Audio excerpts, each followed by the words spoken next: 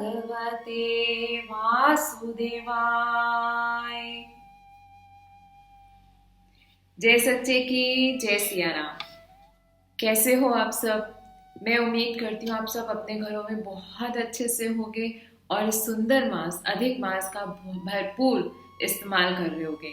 भाई संसारिक कार्य तो करने ही है, संसार के अपने सब दिनचर्या में कार्य करते हुए थोड़ा बहुत प्रभु के सन्मुख होकर उन्हें मनाना भी बहुत ज़रूरी है, क्योंकि प्रत्येक क्रिया का कोई ना कोई फल ज़रूर मिलता है।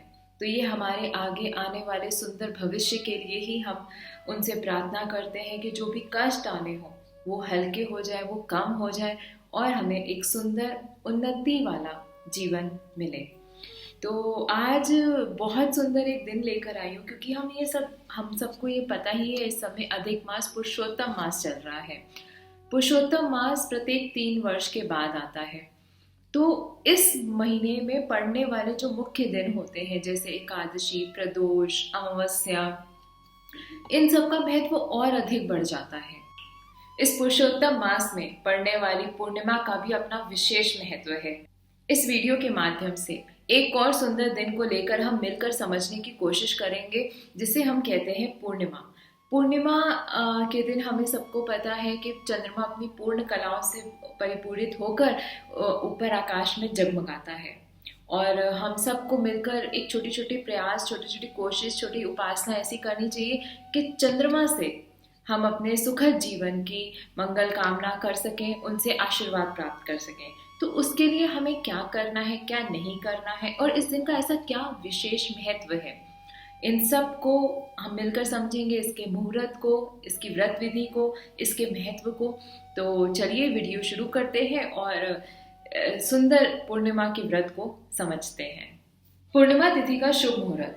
तो साल 2020 की अश्विन माह की पूर्णिमा तिथि का व्रत रखा जाएगा 1 अक्टूबर बृहस्पतिवार के दिन। इस तिथि का प्रारंभ होगा 1 अक्टूबर को सुबह 12:25 पर और पूर्णिमा तिथि का समापन होगा 2 अक्टूबर प्रातः 2:34 पर। हमने अक्सर सुना है कि पूर्णिमा बहुत बलवती तिथि होती है। इस दिन किया गया पूजा पाठ, व्रत, जो भी कुछ कर सकें उसका बहुत अधिक फल होता है और ये तिथि ऐसी है कि सभी प्रकार की मनोकामनाओं को पूर्ण करने वाली है। इस आने वाली पूर्णिमा का ऐसा क्या विशेष महत्व है? कुछ तो खास बात होगी, तभी चारों तरफ इसका इतना जोर है और सभी कह रहे हैं कि इस व्रत को जरूर करें।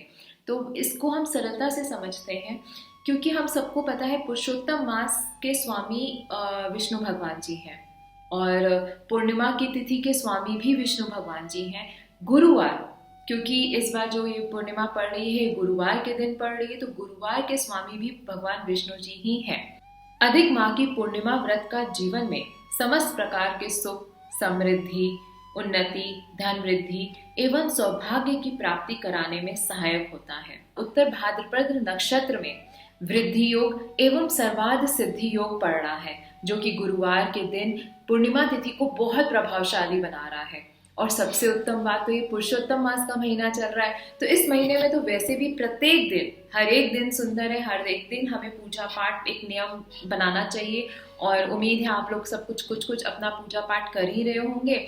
और इस तिथि पे मैं विशेष बल दूंगी क्योंकि कहते हैं पूर्णिमा का तिथि वैसे ही बहुत बलवती होती है, किंतु अगर पंचांग और ऐसे प्रकृति हमें इतने सुंदर सुअवसर दे रही है, उसमें और ऐसे संजोग बना रही है जिससे उस तिथि को और बल मिल रहा है, तो मैं आप सबसे विनय करूंगी कि इस तिथि का जरूर लाभ लें और जो भी कुछ बता रही हूँ उसमें से कुछ उपाय, कुछ पूजा पाठ अपने दिनचर्या में जरूर रखें और एक दिन पहले से ही उसकी तैयारी शुरू कर दें। तो चलिए मिलकर समझते हैं और इस तिथि को हम सब मिलकर मनाएंगे, ताकि हम सबके जीवन में खुशहाली आए, उन्नति आए, प्रगति आए, समृद्धि आए और हम सब, और अगर कष्ट भी आए, क्योंकि कष्ट तो आने ही आने हैं, तो अगर कष्ट भी आए तो वो भी प्रभु अपनी गोद में हमें लेके रखें, ताकि हमें उन कष्ट का पता भी न चले। और ऐसा होता भी है। संत लोग कहते हैं कि जो व्यक्ति, जो इंसान सत्कर्म में बढ़ रहा होता है, तो ऐसा नहीं है कि उसके जीवन में कष्ट नहीं आते या दुख नहीं आते, कहते हैं जब कोई प्रभु की ओर अग्रसर रहता है, जब कोई प्रभु की ओर पूजा पाठ में सच्चे मन से उनको पुकारता रहता है, तो जब उस व्यक्ति के जीवन में कष्ट आते हैं तो कहते हैं प्रभु उसको गोद में उठाकर उसका ऑपरेशन करवाते हैं। मतलब इतना ऐसी व्यवस्था भी कर देंगे, ऐसी उसका मन चिंतन कर देंगे कि उसको उस कष्ट का ज्यादा प्रभाव नहीं पड़ेगा। तो प्रभु है, उनकी लीलाओं का तो पार नहीं। लेकिन क्या ये भी है कि हमें छोटे छोटे कर्म जरूर करते रहना चाहिए, क्योंकि हर कर्म का प्रतिक्रिया की प्रतिक्रिया है ही।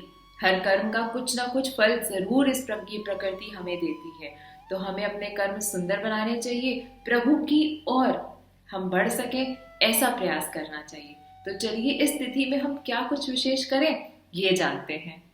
इस तिथि पर आप पूजा पाठ करके, हवन करके, दान दक्षिणा, स्नान करके या कुछ विशेष उपाय करके विभिन्न प्रकार के दोषों से मुक्त हो सकते हैं, जैसे धन संबंधी समस्या, वास्तु दोष, गृह दोष, कुंडली दोष या अन्य कोई भी प्रकार की समस्या हो, या जो भी आपकी कोई मनोकामना ही क्यों ना हो, वो प्रभु के आगे उनको बताते हुए इस व्रत का संकल्प करते हुए रखें।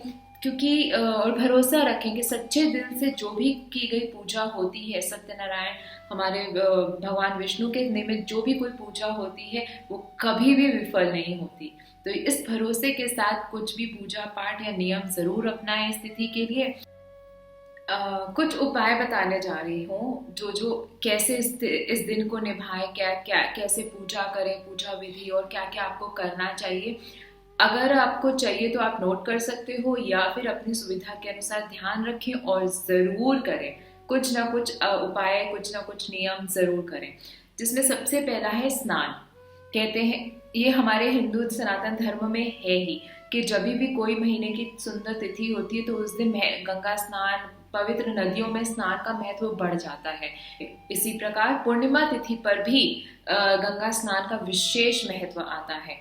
अगर हो सके तो जरूर करने जाएं गंगा स्नान, या किसी भी जो भी आपके आसपास पवित्र नदी हो, और नहीं तो घर पर ही अपने स्नान के पानी में थोड़ा सा गंगा जल मिलाएं और गंगा माँ को याद करते हुए, उन्हें प्रणाम करते हुए घर पर ही स्नान करें।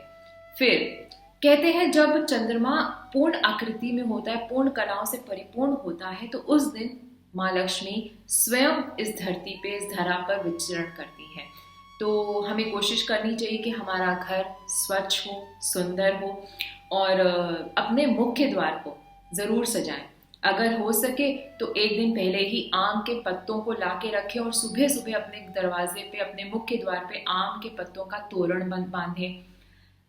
एक लोटे में गंगा जल और जल मिलाकर, उसमें थोड़ी सी हल्दी मिलाकर अपने मुख्य द्वार पर छिड़कें। जैसे आप उसकी सफाई कर रहे हैं, थोड़ा सा जल छिड़काव करें। साथ में ही मुख्य द्वार पर हल्दी कुमकुम मिलाकर स्वास्तिक और ओम भी बनाएं। ये इसलिए होता है, ऐसी छोटी छोटी चिन्ह बनाने का या ऐसे ऐसे छोटी छोटी क्रिया करने का ये तात्पर्य होता है कि हम अपनी लक्ष्मी माँ को के स्वागत के लिए अपना मुख्य द्वार सजा रहे हैं, उन्हें आमंत्रित दे रहे हैं। तो जब वो बाहर दरवाजे पे ही देखेंगे कि ये सात्विक चिन्ह है, ये सात्विक घर है, इसमें सात्विक ऊर्जा है, सुंदर साफ स्वच्छ लोग रह रहे हैं, तो उनका आने का भी मन करेगा। तो इसलिए अपने मुख्य द्वार को जरूर सजाएं, ओम और स्वास्तिक बनाएं। फिर अपने मंदिर की सफाई जरूर करें। हो सके जो भी आपके मंदिर में विग्रह हो, चाहे वो श्री राम का हो, लड्डू गोपाल का हो, भगवान विष्णु लक्ष्मी जी का हो, जो जिनका भी विग्रह हो उनका अभिषेक जरूर करें। अभिषेक में वही सब सामग्री होती है, दूध, दही, शहद, घी, चंदन, जो भी सुविधा जो भी उपलब्ध हो आपके पास। नहीं तो थोड़ा सा प्रयास करके उपलब्ध करें और एक दिन पहले सारा सामग्री इकट्ठा करके दूसरे दिन उनका विधिवत अभिषेक करें। तुलसी दल जरूर अर्पित करें। इत्र लगाएं, प्रभु को सुंदर पीले वस्त्र पहनाएं। इस दिन पीले वस्त्र का विशेष महत्व है, पीले रंग का बहुत विशेष महत्व है, और चूंकि ये तिथि गुरुवार के दिन भी पड़ रही है तो इसमें और बल मिल रहा है। तो आप पीले फूल चढ़ाएं, पीला मिष्ठान, पीली मिठाई, बेसन के लड्डू या कुछ भी जो आपको उपलब्ध हो, जैसी सुविधा हो वैसी भोग लगाएं। लेकिन ये सब करना चाहिए, लेकिन बहुत ज़्यादा परेशान नहीं होइएगा, ना ही अपनी जिद मनवाने के लिए किसी और को भी डिस्टर्ब करिएगा। जो सुविधा से उपलब्ध होता जा रहा है, मन में विश्वास करते हुए अर्पित करिएगा ज़रूर। तो विग्रह का अभिषेक ज़रूर करिएगा। साथ में ही जो प्रसाद है, प्रसाद में, क्योंकि ये लक्ष्मी जी का भी दिन है, इस दिन विष्णु भगवान के साथ लक्ष्मी माँ की भी पूजा आराधना होती है। तो अगर हो सके तो माँ लक्ष्मी को श्रृंगार का सामान जरूर अर्पित करें। माँ लक्ष्मी जी की जो भी आपके घर में विग्रह मूर्ति हो, उनका भी अभिषेक करें, उनको भी श्रृंगार दें, उनको कुमकुम लगाएं। तो उनको अगर हो सके तो लाल फूल या कमल का फूल, जो उन्हें अत्यधिक प्रिय है, वो जरूर अर्पित करें। तो इस प्रकार पूजा पाठ करें। और अपने व्रत का, अगर आप में से जो कोई भी व्रत रख रहे हैं, तो व्रत का संकल्प सुबह सुबह अपनी पूजा के समय जरूर करें। संकल्प से बहुत बल मिलता है और संकल्प करना चाहिए। मैं अपने सभी मित्रों से कहूंगी कि जो डाइटिंग के नाम पे खाना छोड़ते हैं, जो डाइटिंग के और पतले होने के नाम पे खाना और भोजन छोड़ते हैं, वो थोड़ा सा अपना मन विचार बदले और प्रभु के नाम से खाना छोड़ें। उसमें और बल आएगा। उसमें ना आपका शरीर सुंदर होगा, आपका भविष्य, आपका जीवन, आपकी पर्सनालिटी सब सुंदर होगी। तो प्रभु के नाम पे खाना छोड़िए, एक दिन छोड़िए, चाहे वो एकादशी का दिन हो, चाहे पूर्णिमा का दिन हो। पूर्णिमा का दिन भी बहुत बलवती है और इस तिथि में वैसे ही बहुत प्रबल संजोग बन रहे हैं। तो मैं अपने मित्रों से कहूंगी कि हो सके तो इस दिन भोजन ना करें, और उसको कैसे निभाना है वो अभी हम बात करेंगे। घी का सुंदर दीपक जलाकर प्रभु की आरती गाएं और सत्यनारायण की कथा जरूर पढ़ें। अगर आप पढ़ सकते हैं बहुत अच्छी बात है, नहीं पढ़ सकते तो YouTube पे लगाकर ध्यान मग्न होकर बैठकर उस कथा को सुने, जरूर सुने। इसका बहुत लाभ है। मैंने बहुत बार अभी तक अपने जीवन में देखा भी है और सुना भी है कि इसका बहुत फल मिलता है। तो सत्यनारायण कथा को जरूर सुने, क्योंकि कहते भी हैं कि अगर जिनका जो दाम्पत्य जीवन है वो अगर दिक्कत में है, वो सुखद नहीं चल रहा है, क्योंकि ये तिथि ऐसी है जो प्रत्येक प्रकार की मनोकामनाएं पूर्ण करने वाली है। चाहे वो आपका संतान से संबंधित हो, धन संबंधी हो, घर संबंधी हो, जो कोई भी जिसके जीवन में कठिनाई या परेशानी आप फेस कर रहे हैं, उस मनोकामना से करते हुए, प्रभु को समर्पित करते हुए अपना व्रत रखें। और वो उस व्रत के प्रभाव से, उस छोटे से तप के प्रभाव से आपकी वो समस्या जरूर दूर होगी। अगर हो सके, जिससे भी बन सके, उस दिन हवन जरूर करें। गायत्री मंत्र का जप करते हुए हवन करना चाहिए। गाय को खाना खिलाएं, किसी भी समय गाय को खाना जरूर खिलाएं। आप इतने सारे सात्विक कर्म करें और माता पिता की आज्ञा या माता पिता को प्रेम से ना बोले तो सही नहीं है। तो कोशिश करें, ना केवल इस दिन, प्रत्येक दिन हमें अपने माता पिता का ध्यान रखना चाहिए, माता पिता की आज्ञा का पालन करना चाहिए और रोज सुबह उठकर उन्हें प्रणाम जरूर करना चाहिए। गुरुवार का दिन है, अगर जिनसे हो सके तो इस दिन अपने अपने गुरु के दर्शन करना भी बहुत लाभकारी होगा, क्योंकि गुरुवार का दिन है और तिथि भी हमारी पूर्णिमा की है। तो इस दिन अगर हो सके तो अपने गुरु के दर्शन करने को जरूर जाएं। साथ में ही जो लोग व्रत नहीं कर पा रहे तो वो कोशिश करें कि सात्विक भोजन पाएं। सात्विक भोजन पाते हुए अपने दिन को निभाएं। तुलसी जी के आगे सुबह और शाम को दीपक जरूर जलाएं। संध्या के समय अपने मंदिर में, अपने ठाकुर के आगे दीप दान जरूर करें। कहते हैं दीप दान का बहुत महत्व होता है। जैसे कार्तिक के महीने, पूरे महीने में हम एक दीप दान संध्या के समय करते हैं, वैसे ही पुरुषोत्तम मास में भी हमें प्रत्येक संध्या पे एक दीप दान जरूर करना चाहिए। दीप दान का अर्थ यही होता है कि अपने मंदिर में जाके एक दीप जलाएं और थोड़ी देर अगर आप बैठ सकें, कोई मंत्र जाप कर रहे हैं या मेडिटेट कर रहे हैं तो बहुत अच्छी बात है, नहीं तो एक दीप जलाकर ठाकुर के आगे 2 मिनट खड़े होकर उन्हें प्रणाम करके छोड़ दें, तो वो दीपक जलता रहे। तो ये दीपदान हो गया, जिसमें आप दीप जला रहे हैं, एक संध्या के समय उजाला अपने ठाकुर के आगे कर रहे हैं, तो इसका बहुत बल मिलता है। रात्रि में चंद्रमा जी जब अपनी पूर्ण कलाओं से परिपूरित होकर आकाश में उदित होंगे, तो उस समय हमें चंद्रमा जी के दर्शन जरूर करने चाहिए और साथ में ही चंद्रमा को अर्घ भी देना चाहिए। अर्घ देने से अर्थ है उन्हें जल अर्पित करना। उस जल में कच्चा दूध, पानी, गंगा जल है तो बिल्कुल गंगा जल भी मिला लें, और चीनी चावल, ये थोड़ा थोड़ा कुछ मिलाकर एक सुंदर सा जल बनाकर ठाकुर को कह रही हूँ, चंद्रमा जी को जरूर अर्पित करें। और साथ में ही ओम चम चंद्रमसे नमः, ओम चम चंद्रमसे नमः का जाप करते हुए थोड़ी देर वहीं बैठे, चंद्रमा की रोशनी में, चंद्रमा की किरणों में, और एक टक चंद्रमा को जरूर थोड़ी देर के लिए देखें। क्यों? इसे कहते हैं त्राटक क्रिया। जब हम एक टक किसी भी चीज को बिना पलके झपकाए थोड़ी देर के लिए देखते हैं तो इसे कहते हैं त्राटक क्रिया। तो ये जरूर करें, चंद्रमा के दर्शन करते हुए त्राटक क्रिया करें, और साथ में ही एक दीपक जलाकर अर्घ जरूर दें। चूंकि ये दिन लक्ष्मी जी का भी है तो हम लक्ष्मी जी को भी मनाएंगे, ताकि वो हम सबके घर पे आए, हम सबके घर में विराजित हों और हम सबके लिए उन्नति के लिए मार्ग खोलें। तो उसके लिए हम ये करेंगे कि हम लक्ष्मी जी की पूजा करें। साथ में ही सुबह सुबह पीपल के पेड़ पर एक मिश्रित मीठा जल, जिसमें कच्चा दूध, जल, थोड़ा सा गुड़, थोड़े से काले तिल, ये ऐसा एक मिश्रण बना के पीपल की जड़ों पर जरूर डाल कर आए, उनको चढ़ा कर आए। और क्योंकि कहते हैं कि इस दिन पे पूर्णिमा की तिथि पर लक्ष्मी जी पीपल में आ जाती हैं, तो पीपल की पूजा करते हुए ऐसा मन में भाव रखें कि लक्ष्मी जी आपके साथ, हम सबके साथ हमारे घर आ रही हैं। और साथ में ही अगर हो सके तो घर पर मिश्री और साबूदाने की एक सुंदर सी मीठी खीर बना के माँ लक्ष्मी को अर्पित करें। अगर हो सके तो थोड़ा कुछ ब्राह्मण को, बच्चों को, या किसी को भी आप बाहर, अपने घर के बाहर भी वितरण कर आए।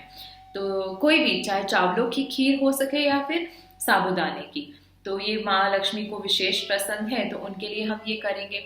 और साथ में एक काम कर सकते हैं कि किसी भी मंदिर में, जो भी आपके घर के आसपास हो, झाड़ू, इत्र या सुगंधित अगरबत्ती, धूप, ये कुछ ऐसी चीजें मंदिर में दान करके आए, इसका प्रभाव बहुत पड़ता है। यदि आप बहुत बिजी हैं, इनमें से कुछ भी नहीं कर पा रहे और करना चाहते हैं फिर भी नहीं कुछ कर पा रहे, तो एक है दान। दान तो हाँ, दान के लिए तो कोई कुछ नहीं कहेगा कि आपको क्यों करना है, किसको करना है। आप जिसको मर्जी और जो मर्जी आप दे सकते हैं, चाहे वो धन संबंधी दान हो, वस्त्र हो, भोजन हो, सूखा भोजन हो, जो कुछ भी हो, चाहे वो गरीब बच्चों में हो, ब्राह्मण को हो, किसी विवाहित स्त्री को हो, किसी को भी आप दान जरूर करें। इस दिन किया गया दान का भी अपना एक विशेष महत्व है। तो करने को बहुत कुछ है दोस्तों, और अगर हम इनमें से कुछ भी ना करें तो ये उचित नहीं है। हम ऐसा नहीं हम किसी और के लिए कर रहे हैं, ये हमें स्वयं के लिए करना है। स्वयं के सुंदर भविष्य के लिए, स्वयं की सुंदर उन्नति के लिए हमें अपने ये छोटे छोटे कार्य जरूर करते रहना चाहिए। पूर्णिमा की तिथि में भोग आप बहुत तरीके के लगा सकते हैं। मीठे पकवान, पीले फलों का, पीले रंग का विशेष महत्व है, तो पीले फल भी अर्पित कर सकते हैं, चाहे केला, चाहे आम, जो भी आपको मिल जाए वो अर्पित करें। बेसन के लड्डू है, पंजीरी, धनिया की पंजीरी का भी विशेष महत्व है। और माँ के लिए हम, चूंकि ये दिन लक्ष्मी माँ का भी है जैसे मैंने बताया, तो उनके लिए आप खीर भी बना सकते हैं, चाहे मखाने की, चाहे चावलों की। गुड़ और चने की दाल, गुड़ और चने की दाल का भी भोग लगा सकते हैं। ये ठाकुर को गुरुवार के दिन प्रिय लगता है, तो उसका भी भोग लगाएं और पूरे परिवार में प्रेम से बांटें। पूर्णिमा के दिन शिव गौरी की पूजा का भी विशेष विधान हमारे शास्त्रों में बताया गया है, क्योंकि चंद्रमा और शिव जी का अपना एक अटूट संबंध है। तो इस दिन शिव जी को, गौरा को मनाने का भी दिन है, तो जिससे जो बन सके वो जरूर करें। एक सुंदर सा छोटा सा मंत्र आपको मैं बताती हूँ। ओम ऐं क्लीं सोमाय नमः या ओम सोम सोमाय नमः। इस मंत्र का जाप जितना हो सके उतना करें, अच्छा फल देने वाला है और ये सिद्ध मंत्र है। और नहीं तो आपके पास जो भी आपका जिसमें निष्ठा हो, जिस मंत्र में, या गुरु मंत्र हो, उस मंत्र को खूब जपें और उस हरि को पुकारें, उस ठाकुर को मनाएं, लक्ष्मी जी की कृपा प्राप्ति करें। और इस दिन छोटे छोटे उपाय जैसे बताए हैं वो जरूर करें। इस दिन रात्रि का जागरण का भी विशेष महत्व है। जो भी विशेष तिथियां होती हैं उन दिनों में रात्रि में ऊर्जा ही अलग होती है। तो कुछ देर ही सही, मुझे पता है हम सभी रात्रि पूरी रात नहीं जाग सकते, क्योंकि हमें दिन में भी अपने काम हैं और फिर अगले दूसरे दिन भी काम होंगे, तो रात्रि का जागरण संभव नहीं है। किंतु कुछ घंटे कुछ मिनट हमें जरूर बिताना चाहिए अपने घर के मंदिर में, दीपक जला के दीपदान कर कर बैठे संध्या में, रात में, चाहे जब आपको सुविधा जब अवसर मिले, लेकिन करें जरूर। करना जरूरी है, भाव जरूरी है और आपका प्रयास जरूरी है। प्रयास रहेगा तो फल भी जरूर रहेगा। पूर्णिमा तिथि के व्रत विधि बहुत सिंपल है, जैसे मेनली सारे व्रतों की रहती है कि सुबह उठ के जो भी आपने पूजा पाठ करना है, संकल्प जरूर करना है अपने व्रत का। फिर उसके बाद आप कुछ मीठा भोजन खा सकते हैं, एक समय भोजन खाना है, मीठा ही खाएं, नमक नहीं खाना है, बस यही एक विशेष बात है। रात्रि में जब आप रात्रि में जब आप चंद्रमा को अर्घ दे देंगे, उनकी पूजा कर लेंगे, तो उसके बाद सात्विक भोजन पा सकते हैं। अब क्या विशेष ध्यान रखना है, ये सात्विक कर्म है, सात्विक पूजा है, हरि की और हम अग्रसर हो रहे हैं, तो बिल्कुल जो भी गलत काम है, झूठ बोलना, चोरी करना या किसी को सताना, जानवरों को मारना या कुछ भी, नॉनवेज खाना, ड्रिंक करना, इन सबको बहुत ऑब्वियस है, बहुत समझ की बात है कि ये सब नहीं करना चाहिए, उसका विशेष ध्यान रखें। सात्विकता रहे, सात्विक जीवन में रहे, सात्विक जीवन और विचार में रहे, उसमें बहुत बल है, मैं हमेशा कहती हूँ। तो अब चलती हूँ, उम्मीद है ये कार्यक्रम अच्छा लगा होगा। पूर्णिमा की तिथि पे कुछ दान, कुछ ध्यान, कुछ जप और सत्यनारायण कथा का सुनना या पढ़ना, इस चीज का विशेष ध्यान दें। जो भी छोटे छोटे कर्म हैं उसको निभाते हुए अपनी तिथि को मनाएं, प्रभु को पुकारें और बस अपने जीवन की यात्रा में हम सब मिलकर आगे बढ़ते रहे, इसी विश्वास के साथ चलती हूँ। जय सच्चे की जय सिया राम। एक चीज और, अगर आपको वीडियो पसंद आया हो तो लाइक जरूर करिएगा और अपने सारे दोस्तों में शेयर जरूर करिएगा। क्यों? क्योंकि ये हमारे जीवन की, हमारे धर्म की, हमारे प्रभु की से रिलेटेड बातें हैं, तो जितनी ज्यादा लोगों तक पहुंचेगी उतना अच्छा है। क्यों? हम सबका भला करना चाहते हैं, तो सबकी भलाई के लिए ये बातें जितनी दूर दूर तक जाए उतनी अच्छी बात है। और एक रिक्वेस्ट करूंगी कि अगर आपके पास कोई टॉपिक, अगर आप किसी टॉपिक पे जानना चाहते हैं, कोई जानकारी विशेष चाहते हैं, किसी टॉपिक को समझना चाहते हैं या किसी टॉपिक के ऊपर जिज्ञासा है, इच्छा है, तो उस टॉपिक को नीचे कमेंट बॉक्स में ज़रूर मेंशन करिएगा। मैं और मेरी टीम प्रयास करेगी कि उस टॉपिक के ऊपर जो भी हम जानकारी आप तक पहुंचा सकें वो ज़रूर पहुंचाएं। तो एक नए वीडियो के साथ हाजिर होंगे, तब तक के लिए जय सच्चे की जय सिया राम।